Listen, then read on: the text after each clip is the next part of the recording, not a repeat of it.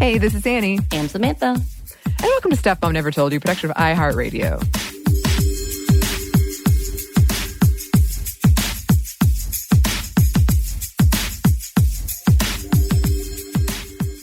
All right, Anney, I've got a question today, and it's really simple. And I think you've already answered it a few times, but I'm going to go ahead. Have you voted for the special runoff in the state of Georgia? Because yesterday, and we're going to put the date, today is 12/15 or December 15th, and yesterday started the early voting.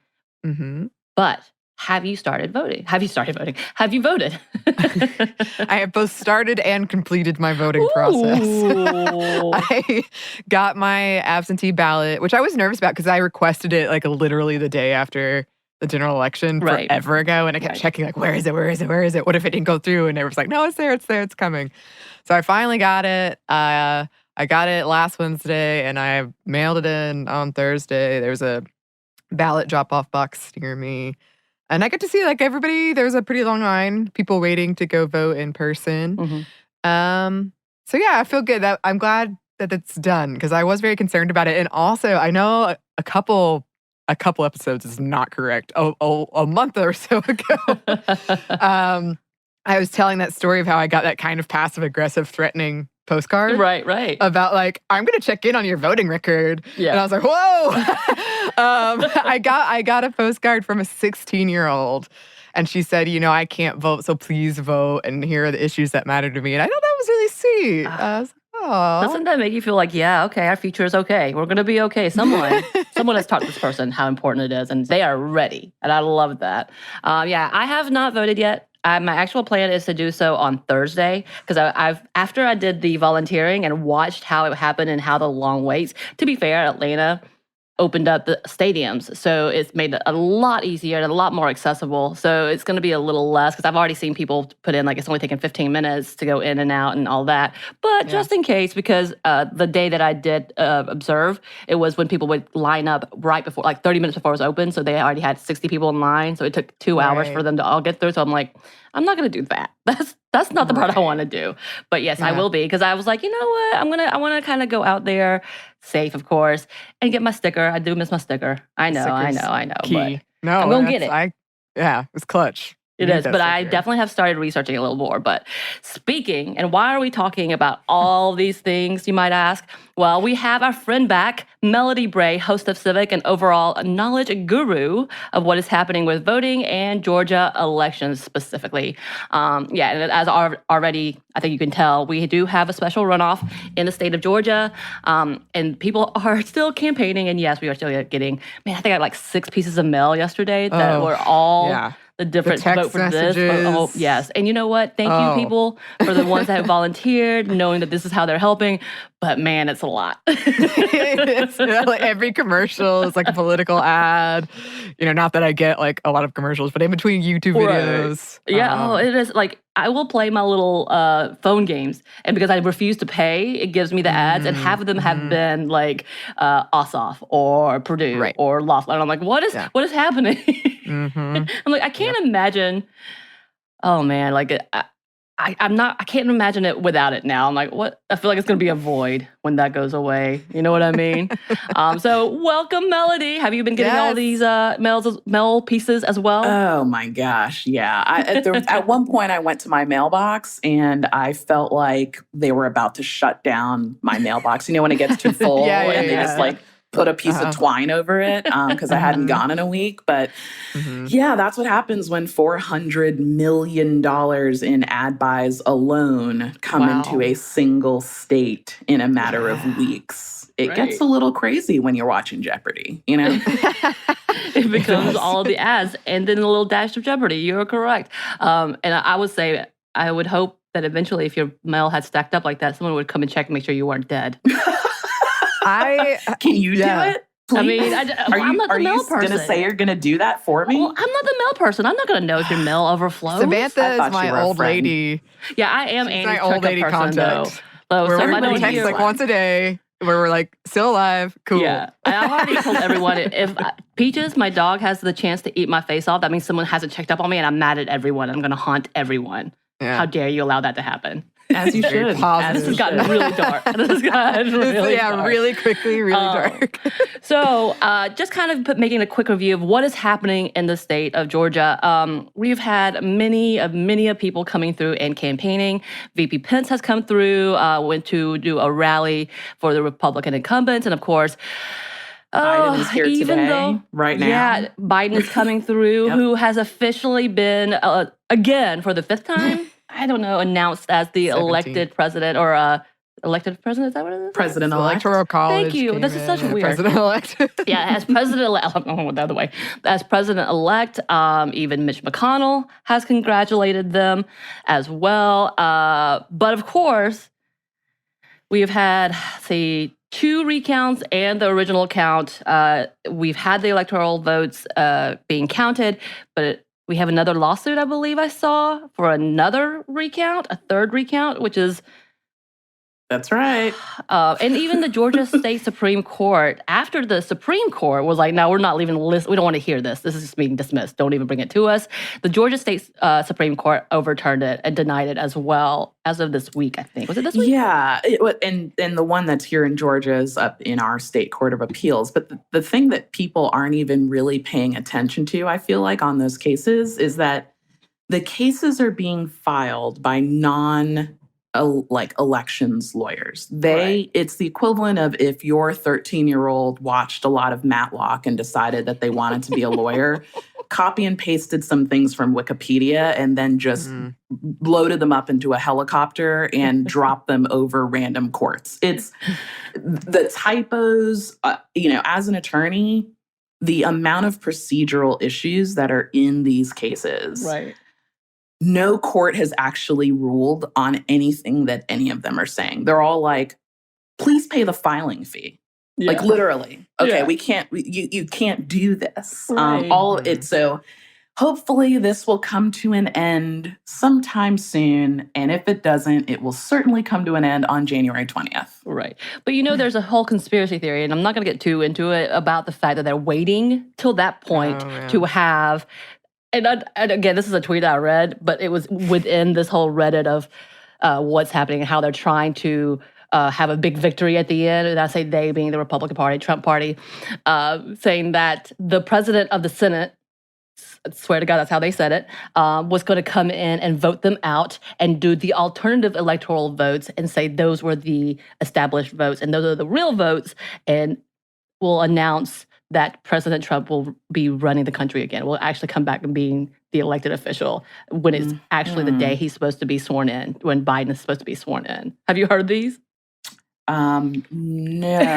It's because phenomenal. I don't live in Republican fever dreams. That's just not a real thing.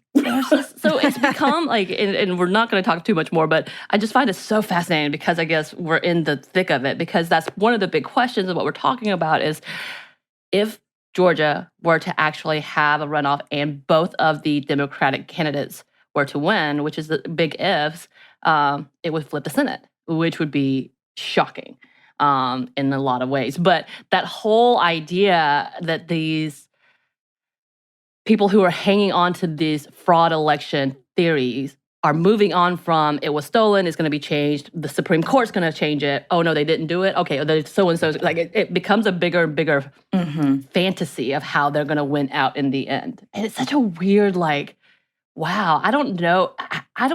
I'm maybe that I didn't pay attention.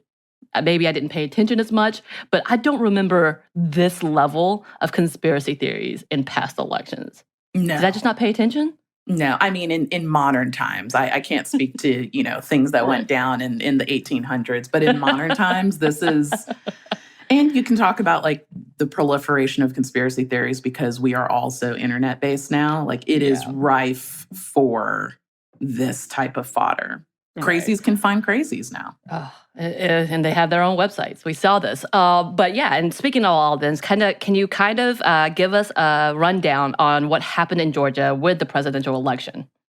Yeah, so presidential side, Biden eked it out by about 13,000 votes.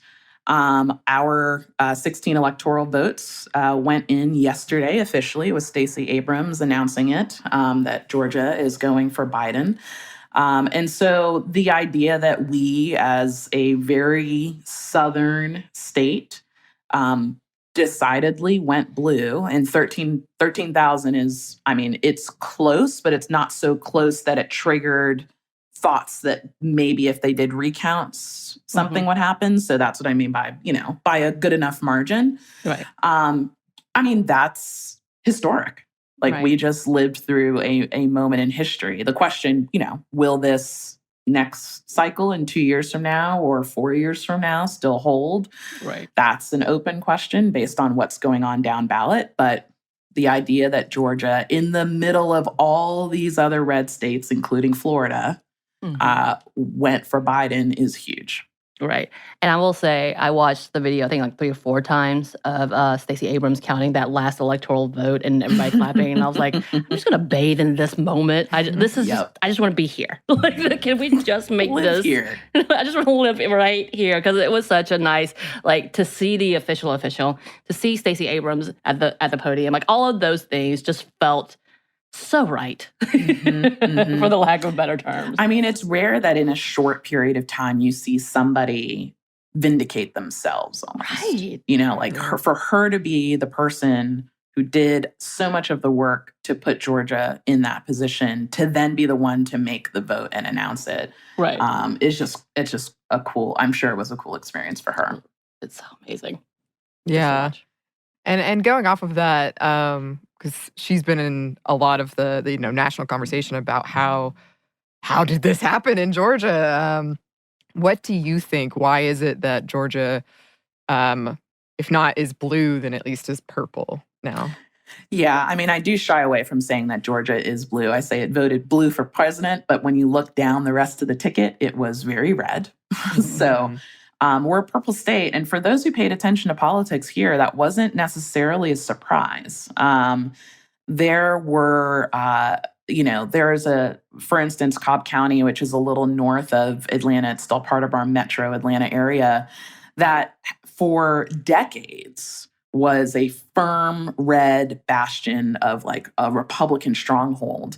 And Stacey Abrams was able to take that in 2018, as like kind of the canary in the mine, saying there is a sea change coming if one of the historically white counties in the metro Atlanta area is now going to vote for a Democratic Black female. That's a big deal. We've had some major demographic changes that could push us toward going blue down ticket. But it's still an open question whether Ossoff and Warnock really will be able to pull this off, particularly in a runoff context. Republicans come out for runoffs. The entire reason the runoff rule exists is because the Republican Party said, we don't want Black candidates to win things, so we're going to make sure that we create this rule to give our folks a second bite at the apple. So it's an uphill battle for both of them. I didn't even think about that with the runoffs, because it didn't make sense to me completely. I'm like, why does it have to be 50%? I don't quite understand that, but okay, this is how it's been. So I didn't even question that as a thing. And you're talking about Cobb County. When you look specifically, it has changed drastically. The demographics obviously has changed drastically with the fact that way back when we lost our original House member, is it House? Yeah, original House member, and he went to work for Trump. It was the special runoff with Karen Handel and John Ossoff, and Ossoff lost to Handel, but then she lost to Lucy McBath, who was one of the first Black women to be able to be in Cobb County like that, to represent, and she won again at this recent election, thank goodness. And her whole platform has been based on gun control because her son's death in Florida, which is an amazing story in itself. I remember just thinking when she won, that was one of the biggest victories that I was like, wow, things are changing in Georgia, to see that she had actually won. Because especially in Cobb County, because areas, if I remember correctly, they have a law that if you're a landowner, you have to own a gun. Yes. Yikes. So if you read the policy, to be a landowner in Cobb County, you were supposed to own a gun. Like, that's automatic, I guess, to defend your property. I don't know. So that was a whole other It was thing. a different time. But it still exists. I get it. Yeah, it still exists, though. I just had a recent, a coworker who a while ago bought the house like a year ago in that area. And he was like, Samantha, let me tell you what is in here. Gave him a gun at the closing table. Yeah. Like, here you go. He was ex-military, so it wasn't so unusual for him to have a gun, but he was just like, this is the most absurd thing I've ever seen. Why are they making people have guns? Wow. But yeah, obviously I don't think they enforce that, but whatever. But yeah, one of the biggest platform was Moms Demand Action. That nonprofit group really pushed for her because she was such a big proponent for gun control, violence against children, gun deaths for Black men, essentially, that was happening. And her story was so personal. But it's like organizations like that we have seen make big changes, again, in Georgia. Can we talk about some of the organizations? Like we've mentioned them before, New Georgia Project, which was started by Insay Ufot, Fair Fight Action, which is Stacey Abrams. She had kind of started creating that. Mahente, which is Tanya Unsuete. Asian American Advocacy Fund, GALEA, which is the Georgia Association of Latino Elected Officials. And that's just a small handful of some of these organizations. Can we talk about how they've made an impact? Yeah, absolutely. I mean, Georgia has a deep kind of history of being a grassroots. That's how we do politics here. Mm-hmm. I would also say in Atlanta specifically, that's why Atlanta has so many Black representatives at the local level and then at the state level. So they're kind of living into that legacy. Mm-hmm. And those organizations, they didn't pop up this cycle. You know, they've been hitting the ground. Right. And in the before times when we could knock on doors, you know, they've been knocking doors for cycles now, and building an online presence and building an in-person coalition. So to essentially have all the stars align with the Trump effect, motivating people to volunteer more, and those groups already positioning themselves to then kind of just drop those volunteers in, mobilize them, and get them out, that effectively provided the opportunity for Biden to win here. And to me, I mean, there's no science behind this necessarily, but you know, I was definitely involved in the Get Out the Vote effort, and on the overall conference calls, I would say 98% of the people on the call were women, or identified as women, right? And a lot of women of color, and the amount of organization, the level of communication, the level of collaboration, removing ego and saying like, hey, let's split up geographic regions. If both of us are kind of playing in the same sandbox, you take the right, I take the left, and let's divide and conquer.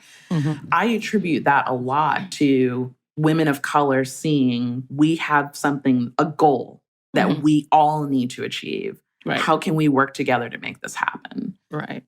It to me, it was a beautiful thing, particularly in the middle of a pandemic with such a lack of relation and connectedness, to be able to connect with, you know, women who look like me, was just a wonderful thing to be able to take part of. Right. And it is. It's you're correct in saying that this is not a new thing. This is, even though they are now finally getting recognition, they're actually being called out by name and being recognized as the leaders of this finally. They have been around, which is kind of why the last election went as smoothly as it did. And we're seeing where some of the current representatives and some of the current administration are pissed because it worked too well and got a lot of people out there. And we just kind of give a few facts for the state of Georgia. There were more than 5 million voters, which is 1 million more than 2016. And there were 7.2 million registered voters. So there's a big gap on who actually voted versus who was registered to vote. That's a big conversation in itself.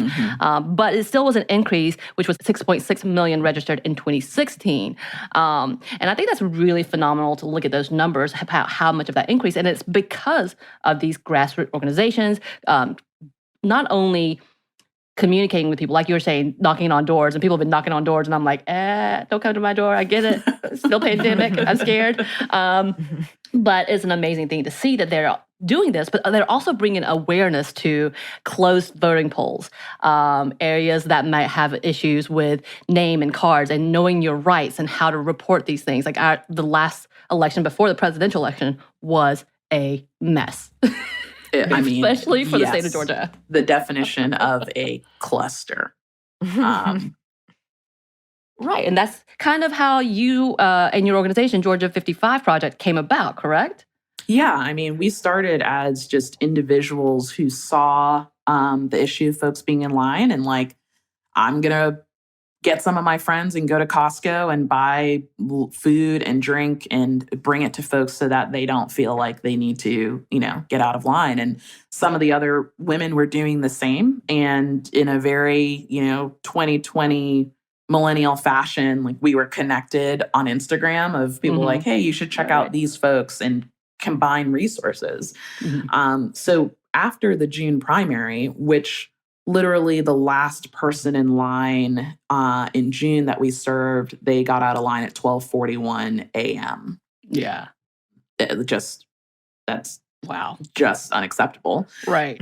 After that, we were like, well, nothing is going to change between June and November. Right. So maybe we should try and figure out how to either get people out of line or prepare to be able to serve people in line. So that's what the Georgia 55 Project does. Right. And that's exactly what we saw. It actually allowed for a public spotlight and kind of like a shaming factor of Georgia, hey, get it together. This is what's happening. And unfortunately, we're seeing similar tactics happening with Cobb County, as we were talking specifically, which is a very battleground county, if that can be a thing as well, because they have shut down several of the polling places. I think the number initially was a lot higher than what is actually happening. They cut the number by half, and issued a list, which was had 4 locations that were in North Cobb, traditionally the whiter, more affluent area, and only a single location in South Cobb. Right. And the Georgia NAACP put them on blast. And within a day and a half, they restored the remaining polling locations. Right. So now they have a full gamut of early voting locations again. And so with that, do you think it's because of the actions like that, because of the way they are making sure that they're not only holding people accountable, but actually taking them to the courts, that they're finally in the spotlight, like grassroots organizations are finally in the spotlight? Yeah, absolutely. I mean, I think it's a combination of right now, election coverage is the thing, you know? So there's a lot of journalists. I mean, we had people contacting us from foreign countries wanting to talk about Georgia's elections, which is just bizarre. I'm like, we're not the Republic of Georgia. This is just a state in the South. But so I think that is one aspect of it. But I do believe that the reason that November 3rd here in Georgia, I believe the average wait time was about 3 minutes across the state, which is a massive difference from the last person getting out of line in June at 12:41 a.m. Right. Because being nationally put on blast from all the outlets makes people, even though our Secretary of State is a Republican, he also wants to keep his job. Right. There is an incentive there to not be, publicly shamed. So I think that there is an aspect of that, of just the news coverage, but the role of a group like Fair Fight Action, for instance, like people know of them, of a get out the vote. But for those of us attorneys, we know that they're the ones, along with the Georgia NAACP, really driving a lot of these court cases or cases that are filed suing the state for helping voters. They are coming in alongside the defense side and filing what's called amicus briefs and trying to provide as much support as possible for voters here in Georgia. Right. We do have a little bit more for you listeners, but first we have a quick break for a word from our sponsor.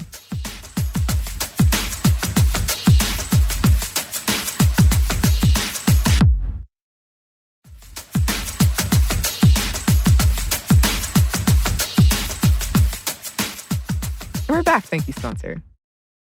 And what are some of the other things that these grassroots organizations do? And then also, why is fundraising so important? well, fundraising into that. I mean, you started at the beginning saying you couldn't even get to the mail in your mailbox, right? But those things are hella expensive, particularly the more targeted. And ad buys are even more than that. And for these small little grassroots organizations, I mean, these people, a lot of them, this is not their full-time job. Right. This is not even their jobby job. Like, this is just, they care about the issue and they're doing this on a volunteer basis. Right. And so they're either paying for this stuff out of pocket or they're going to have to fundraise for it. So for instance, right now, I'm working with a group called Rides to the Runoffs, and they're trying to provide one-to-one, almost like an Uber service, for folks who don't have transportation or have accessibility issues to get them to the polls. Well, to get people wheelchair accessible vans, that costs money. So this small grassroots org is trying to raise money in order to be able to rent those vans to get people who are in wheelchairs to the polls. Like, so to me, that's just such a compelling reason to give money to these organizations. Right. They are doing the work and they shouldn't be expected to pay for this out of their paychecks. Right.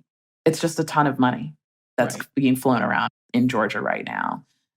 And for an organization like Georgia 55, for instance, since we don't have any overhead on these grassroots organizations, the money just goes a lot farther as well. Right. Yeah, and some of the things that they do are such like voter registrations and being set up in different places, which I can't imagine. I think we talked about it before, doing this, like when I say people coming to knock, I'm like, don't come to my house. There's a pandemic happening. But the fact of the matter is, it has to happen because people don't have accessibility to be able to know even how to fill out registration cards half the time or registration forms to be able to vote. Right, or not knowing that, I thought I already requested an absentee ballot. You mean I have to request one again? Like, I figured they would, in Florida, they send it to you automatically, for instance. Once you request once, the request keeps rolling. If people don't know that and they're sitting there waiting for their ballot and they don't get it. So we were effectively forced to go door to door. And when you're going door to door with materials in hand, like those materials cost money to be able to do. Voter registration, voter education of informing people on absentee ballot requests and how to do that. Early voting information, like we'll set up in historically disadvantaged neighborhoods and effectively just being a resource for people out there to ask any and every question that they have. And then providing people with some substantive things like rides to the polls. All of those things cost money. And the amount that your listeners, I'm sure, have been contributing, I'm just going to go ahead and say, thank you very much. Because we need everything we can get here in Georgia. Right. You were talking a little bit about this previously, about how you had worked at the MARTA station. I love that story so much. Can you tell us? So MARTA is our public transit system here in the metro. And we set up a table every day, or we have since June or a little bit after June, that provides that voter education to people. And it's the same folks week to week. So people begin to become familiar with our volunteers and with our signage. So they might come one week and ask a question, fall into like, this internet hole and can't find an answer. They come back the next week because they know us now and ask this question. So this one man who was in his mid-60s had never voted before. And the initial interaction with him was, what's your plan to vote? And he was like, I'm not voting because what does it matter? Things don't change. I'm 60-something years old. I've never voted in my life. What's the point? And after building up a rapport with our volunteers, this man ended up registering to vote and voting for the first time ever in his 60s in this election. And, here in Georgia, in most states, you get like that little vote sticker that says I voted. And he was so proud of, voting that he would just wear transfer that sticker from clothing to clothing. And each time he would pass by the table, this little wrinkled sticker would be on his shirt. And he would come by and say hello and then go catch his train to go to work. Right. The pride of that man is the reason that these grassroots organizations exist. It's the one-to-one contact with a voter and that personal connection that can motivate people to do something that they otherwise wouldn't have. Oh, I love that story. And I'm like, yes, that sticker is really important. I agree with him. Yeah. It's true. Why else? I want my sticker. I want my sticker. Yeah. I have like a little bookcase that I stick them all on. By the way, Annie, we do have vote stickers for people who did absentee because we know that the sticker is part of the deal. So I will get you an I vote by mail sticker. Yeah. Can I have one from my last one too? I don't want to be left out. No, she just said no. No. That's about right. That's about right. Don't get spoiled, Samantha. We're just talking about how important these materials are. Oh, yeah, that's right. I forgot. Yeah, that ship has sailed. Too bad.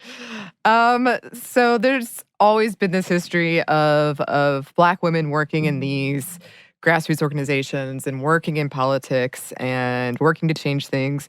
And it seems like in this election, people are listening. Why do you think that is? And do you think that's going to stay? Loaded question. I mean, that is a great question. The optimist in me argues with the realist in me a lot, and definitely does on that question as well. You know, we're talking about being in the middle of a pandemic, being quarantined, a lot of us, having a lot more of our attention on this election and therefore on the people who are working in it. And so my worry is that we suddenly believe that all of a sudden Black women are being heard and respected, when in actuality, it's just they spoke when no one else was speaking. So my question would be, in 2 years on the next cycle, when everything's back to normal, when we're all out at restaurants and concerts and festivals and all these things, and they're still speaking, will we give them the chance to cut through the noise and listen at that time? So it's clear to me that we're listening right now, even with, all the racial upheaval over the summer as well, providing a backdrop for it. But I just don't know whether that will be sustained. And the realist in me says that out of comfort comes complacency. So I don't know how to answer that question, Annie. That's the bottom line. Like, I feel like we need to have another conversation, in 12 to 18 months to see what's going on. When the next Black man gets shot in the streets, are we still marching? Right. Because the last one who just did, there was no marches. Right. Already. And we're still in a pandemic. Like, I feel it winding down. Right. But that's just me. I don't know. Right. Yeah, and that shooting, the recent shooting with the gentleman being at the door of his home, having a concealed weapon that he had a license to carry. And no one's really talking about it. It's been kind of silent, except for the Black community. That's what it seems like, and those near that community. And it's an unfortunate thing. And when you look at, and we're not going to get too into it, like the police records of the man who shot him, it's not pretty. That dude was fired, I think, once or twice for hostile behavior. I mean, the idea that, like, what I think will happen, and I hope that I'm wrong, but I think that the perceived foe of Trump being ousted makes people feel like we've won something. Right. And we've forgotten that the actual foe is racism. Right. And we have not won that. Right. That is still here, and it will still be here. Right. Yeah. And it's absolutely true, because in essence, the racism we see and are attributing to Trump is not new. It's just, they're just louder. No, like, it's just, they're just being louder. That we deserved, right. And perhaps, folks will at me on that, but we got what was a symptom of the illness. Right. He is not he is not the problem. Right. And that's one of the big questions too is, I mean, this is a whole other tangent because you're correct. And even seeing now, the performative level of social justice is ripe. We're seeing it in Google. We're seeing it in corporations. We're seeing it in all these organizations where they're ousting. They hired Black women, but they're slowly ousting them or silencing them. And we see it. We're reading it. And the only way they're getting any kind of accountability is being called out or called in, I think is the new term. There's so many terms. But what we're also noting is the fact that this whole level of decency, normality, which we would think is just politeness, is getting so much praise. And we see this when we're already like, okay, remember, we have to hold them accountable, A and B. And right now, the only people I'm truly seeing is like AOC and Cori Bush, who are coming out like, we're not going to play this game. We're going to have to check in all the reality. But we're also noting the fact that already, and this is have been happening, that we're excusing behavior, such as the Republicans' behavior in allowing this kind of chaos and saying, oh, it's okay, we're going back to normal and we're going to work with them. They're just caught up in the moment, excusing their behavior, which again is going to have to be, which again is erasing the work that many women of color have done through pain, through being stalked, through being harassed. Like, you see what's happening. Like, Stacey Abrams is still getting harassed. I just saw a post with B. Wynn, who was one of our Atlanta, Georgia House representatives, who she went out and blasted the people who are trying to say there's voter fraud and went through like name checking them. It was beautiful. But on her Twitter, people are like, you're an idiot, you're a moron, you're doing these things and you're trying to destroy the country. Like, but no one's calling them out. Like, it's kind of that level of like, okay, this is the work that's been happening. And we're giving credit, pseudo credit, but we're slowly easing back into making the whole work shift back onto women of color, Black women specifically. Like, that's what it seems like. Yeah, for folks like B or Stacey, AOC, the like, myself, yourself, like, we don't have the luxury of not calling them out because we're going to be under some level of threat, whether we do or we don't. Right. It's either going to be an overt threat or a covert threat. Right. Whether we choose to speak up or not. And so the question is, are those folks who are posting Black squares on their Instagram, are you truly an ally? Right. And if you are, then you will do more than a blackout on a random Wednesday. Right.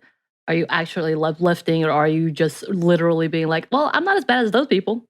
Yeah. Or, even... So, for instance, listen, I love our volunteers. We have some of the most dedicated super volunteers. But every cycle, when we are wanting to do pop-ups in a historically disadvantaged neighborhood, lots of people of color, there are folks who are all about like, oh, I support Black people. But when you ask them to physically move themselves and stand in a Black neighborhood for 2 hours and interact with Black people, recruiting them to do that is very different than recruiting them to do the same thing in the white area of town. Right. And that's just a reality of what it is. Right. So and that's so telling.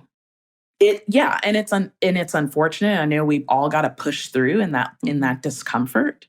But people of color have had to push through in the discomfort of moving into spaces of people who don't look like them their entire lives. Right. We all could do that for 2 hours for the sake of changing the landscape of what our country looks like and providing rights to our brothers and sisters who live around us. Right. Oh, man. I mean, this political season has just been...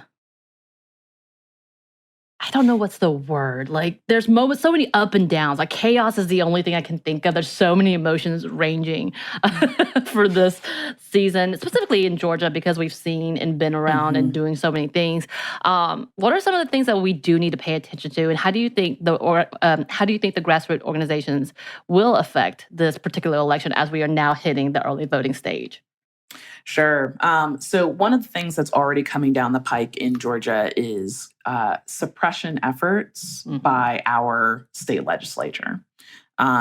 because they've realized that an increased voter turnout, because of the work of these grassroots organizations, increased voter turnout means that more people who are Democratic or independent vote. And so they've already proposed, they get rid of absentee voting unless you have a noted disability.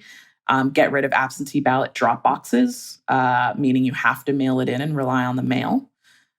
Reduction of early voting days, reducing early voting days on Saturdays so that if you are a working person who has a Monday to Friday job, you would not have an option to vote in person and you'd have to rely on the mail to vote absentee, but only if you're disabled, stacking these things up. This is the stuff to look out for. And the key is, and I'm sure this applies in every state in the union, the key is that they're doing this in January when it's not a vote year. Right. Okay. So we've already, when everybody stops paying attention, is when they're going to do it. And it's those grassroots organizations who will be ringing the alarm bell that this is happening. We've got to listen. Right. We've got to listen. And take note of who these folks are so that when they're on the ballot 2 years from now, our memories are not so collectively short that we forget that they did this to us just 2 years prior. We do have a little bit more for you listeners, but first we have one more quick break for word from our sponsor.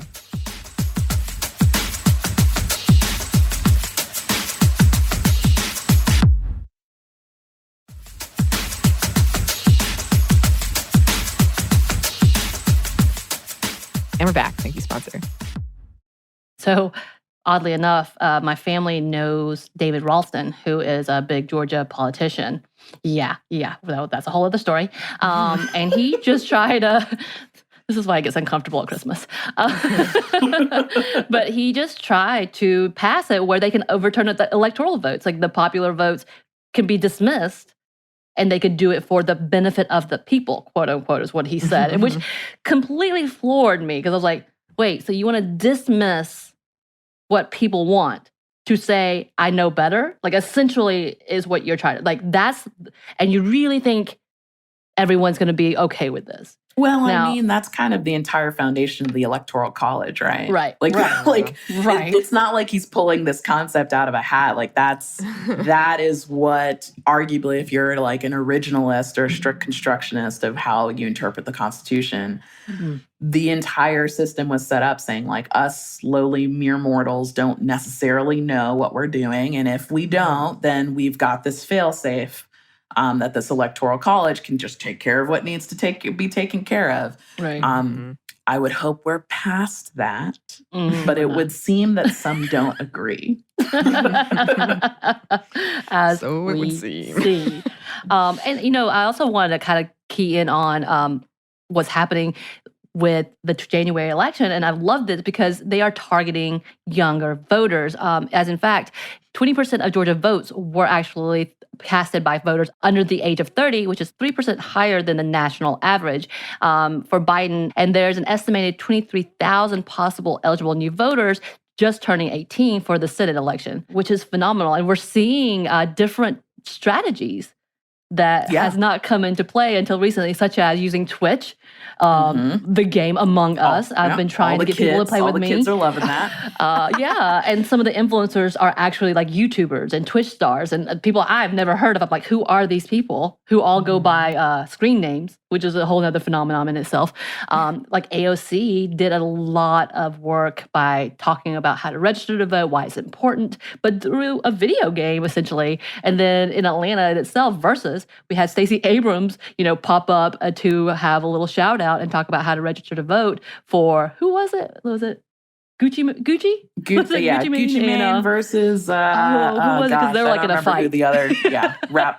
We don't call it a fight. We call it a rap battle. A beef? No, they had a beef. Like they were like, people were. I remember the text. I love or the tweets where people were like, "Oh, there might be a fight," like a literal fisticuffs type of fight. Because they're like, y'all don't understand. They don't like each other. But all of these organizations are really, like even New Georgia Project, which you mentioned previously, like they have kind of taken up the mantle of getting out the young vote. And they're all up in high school events, like doing whatever they can to get that 17-and-a-half-year-old voter to the poll. Right. I mean, it is a fantastic tactic because I remember, and I don't know about y'all, remember voting, and I'm really ashamed for the vote that I casted, but that was way back when. I've changed my mind since then. But as an 18-year-old getting my ballot at college and filling it out and feeling like, oh, this is the adulthood, and how important it was and the decisions I made, but also not understanding everything I was doing too. But, it's a whole thing. And to actually be able to have a platform such as Twitch and such as Versus, like all of these things to educate the young voters is phenomenal. Yeah, and getting creative too, So creative. If it's not on a game or on a phone, they're not going to hear you. It's really true. Yeah. Something else we wanted to talk about, it's been a very, very long year. I can't believe it's coming to an end. But something that happened this year was also the census. Oh, man, that thing. I mean, it feels like that was 10 years ago. Well, it was 10 years ago. It feels like it was a really long time ago. Why is the census so important? Oh, man. Okay. So the census essentially determines where our country is going to be headed for the next decade. Allocation of funds on the state level, which is a biggie. And that allocation constitutionally is supposed to be per person as opposed to per citizen.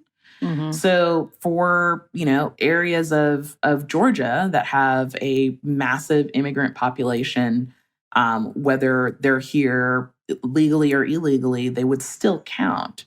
And the state would still get funded for that. That's why even Brian Kemp, our governor, was advocating for an extension of the census deadline, because even he knows his budget is going to be affected by how many people are on that. So that's one big one. Another biggie is congressional districts. How those are drawn are coming up, and that is based on census data. And so, gerrymandering is alive and well, and figuring out essentially how to drop people into particular pockets to diminish the value of their vote. The census plays into that. And then allocation of reps on the federal level. All of that goes into electoral. It's just pretty much everything the federal government does where they're allotting, whether it's electoral college delegates, how much money you get, all of those things come down to the census, which only happens once every 10 years. So if you miss the boat on that, you're just going to have to wait another 10 years and hope for the best. Right. Oh, those are big stakes on simple things. I felt like the census was so short to fill out. For some reason, I was like, here I go. I was cracking my knuckles or whatever. And it was like 1 minute later, I'm like, oh, all done. Cool. All done. Well, yeah. The census was a little bit, like, even the way it was termed, fairly racist. How so? Tell me more about that. Well, just kind of like being able to identify. They left a couple of things out, and even like the terms that were like, that's kind of outdated, but okay. You know what I mean? Just color in all the boxes. Right. You're like, I'll be all of these things, I guess. But also, this is like a 1930s term. Can we go ahead and get rid of that one? Thanks. It's fun times. Yeah. It's fun times.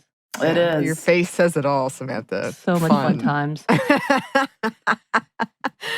Well, thank you so much for being here, Melody. Is there anything else you want to add? Like something listeners can do if they're listening to this and like, I want to help.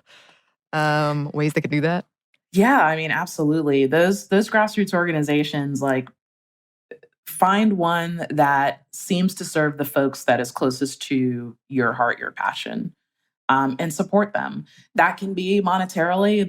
They're certainly going to welcome that. But one of the easiest ways is social media. Like a lot of the low-hanging fruit for us is being able to get the word out on social. And we all know how these algorithms work. The more likes, the more comments, the more shares pushes us up in people's feeds. So like, comment, share.